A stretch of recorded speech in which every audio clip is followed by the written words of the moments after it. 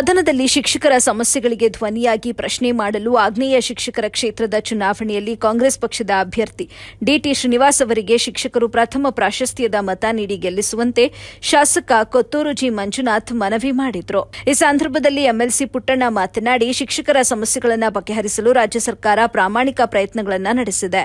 Dt Srinivas ಅವರು ವಿಧಾನ ಪರಿಷತ್ ಸದಸ್ಯರಾಗಿ ಈ ಕ್ಷೇತ್ರದಲ್ಲಿ ಉತ್ತಮ ಕೆಲಸಗಳನ್ನು ನಡೆಸಲು ಯೋಜನೆಗಳನ್ನು ರೂಪಿಸಲಾಗಿದೆ. ಶಿಕ್ಷಕರ ಸಮಸ್ಯೆಗಳಿಗೆ ಸದಾ ಸ್ಪಂದಿಸಿ ಕಾರ್ಯನಿರ್ವಹಿಸುತ್ತಾರೆ. ಹಾಗಾಗಿ ಅವರನ್ನ ಎಂಎಲ್ಸಿಯಾಗಿ ಆಯ್ಕೆ ಮಾಡಿ ನಿಮ್ಮ ಸೇವೆ ಮಾಡಲು ಅವಕಾಶ ನೀಡುವಂತೆ ಮನವಿ ಮಾಡಿದರು.